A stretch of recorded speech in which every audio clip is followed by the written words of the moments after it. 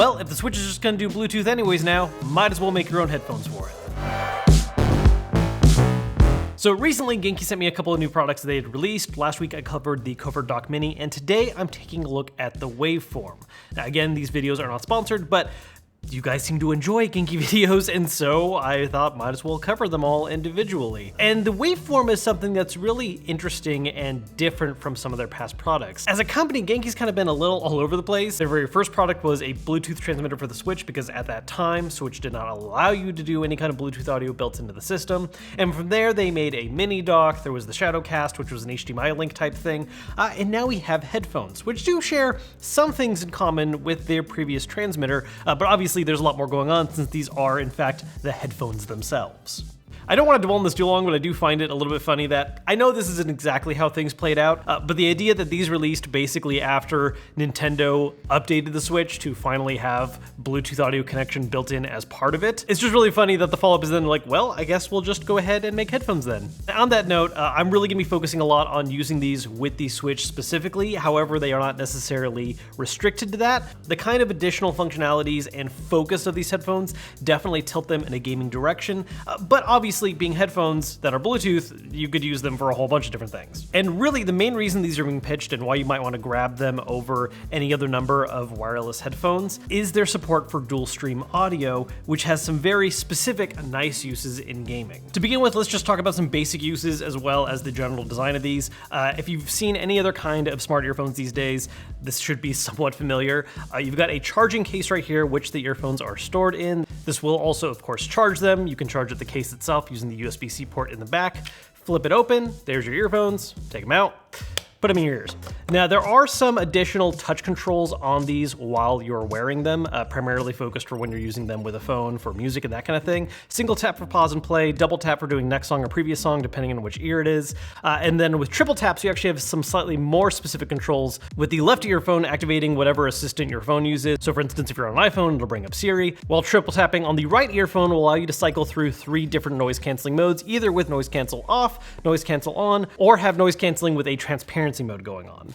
Along with what you see here, there's also some cables that come with the full setup, which is how you'll connect it to different devices, which we'll talk about in a second, along with a variety of different ear tips for fitting different ear shapes. Like I mentioned, these do offer noise canceling in basically 2 different forms, a more traditional version and a transparency version. The difference there is that with regular noise canceling, it's just going to block out everything around you and really tone down what noises you're getting outside of just the audio you want to hear through the headphones, while the transparency mode is going to make use of the onboard microphones to take in anything that people are saying around you and still push that through. As far as battery life goes, the total listed battery life is roughly around 36 hours. That is including the time you get from recharging them inside the case though. Outside of the case, just using these non-stop, they are rated for about 14, which should still last most people the entirety of the day. So if you want to block out random noises around you, but you do want to be able to actually hear if someone's trying to say something to you, you can have that transparency mode on. I will say, as far as the experience goes of just using these as regular headphones for listening to music or making calls or whatever, look, I'm not an audiophile, so I'm not going to get into the full nitty-gritty of this, but to me, they sound really good. But what does this have to do with gaming and specifically the Nintendo Switch? Well, that's where the dual stream feature comes in. This is something that we've seen actually on a couple more expensive headsets offer something similar to, but this does work a little bit differently. But the idea here is that with these earphones, you're able to actually use 2 different methods of connecting 2 devices, and you can use those methods simultaneously in order to mix those 2 source signals together. So the really kind of simple, straightforward use here for gaming is that you can hook it up to a gaming system to get your in-game audio, and at the same time, hook it up to your phone so you can do phone calls or make use of different third-party messaging apps like Discord, or in the case of the Nintendo Switch specifically, make use of the Nintendo Switch chat app, because that's still the very bizarre way they want to handle in-game audio, at least for those games that don't have their own built-in chat services. The way this works is actually really simple. So again, there are 2 different ways that you can connect to devices. One of them is just use the headphones directly. As soon as you take them out of the case, they're going to begin trying to search for something to pair to, whether that's your phone, a Nintendo Switch, something else that supports Bluetooth audio.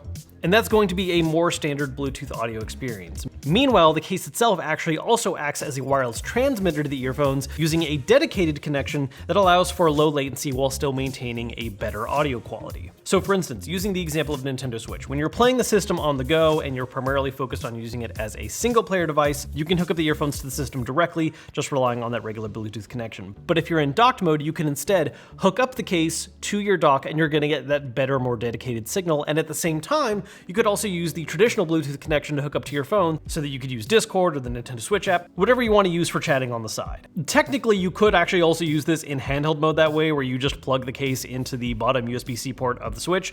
That's a little more awkward and not exactly a seamless on-the-go experience, but if you really wanted to make use of dual stream at the same time, that is an option that does work as well. It is worth noting that for the specific use case of the Switch, while the Switch does use Bluetooth audio now, using that function does limit some other aspects of the system, namely it caps the number of controllers you can have plugged in, which normally isn't that big of a deal. If you're using headphones, you're probably just focused on your own gameplay, but that is something to be aware of. Now again, I have been focusing on this being used primarily for the Nintendo Switch because that is where I personally see myself using it more often, especially for the on-the-go uses. However, being Bluetooth earphones and having the two method of connections that it has, it actually does work across a much larger number of devices. Obviously, mobile phones, you can use it with a Windows PC or a Mac, or even when using the connected mode, even have it work with a PS4, PS5, PS3 even, and Xbox Series X and S. So overall, these are pretty cool. There is of course the one big rub though, which is how much do they cost? These headphones go for $249. Which is definitely on the steeper side. Now, once again, I don't consider myself an audiophile, so I can't give the most eloquent argument about how they sound versus other similarly priced headsets. I think that they sound really good. I enjoyed the audio coming out of them. Everything was crisp, clear, great.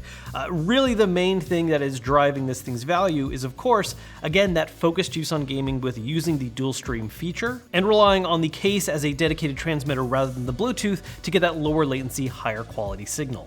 That said, again, I did like the audio quality on these. They were comfortable. They sat in my ear and fit perfectly fine. I didn't really have issues with them falling out easily or anything like that. And dual stream is a functionality that I absolutely love. Not even necessarily for multiplayer games, because admittedly I am much more focused on single player a lot of times, but the ability of doing something like, say, hop on a Discord call with friends while playing through something is something that I do, and this allows for in a really nice portable form. If you're interested in learning more about these or maybe grabbing a set for yourselves, I do have a link posted down below in the description. As always, if you enjoyed the video, hit thumbs up to let me know, subscribe if you haven't yet, and I will see you guys later.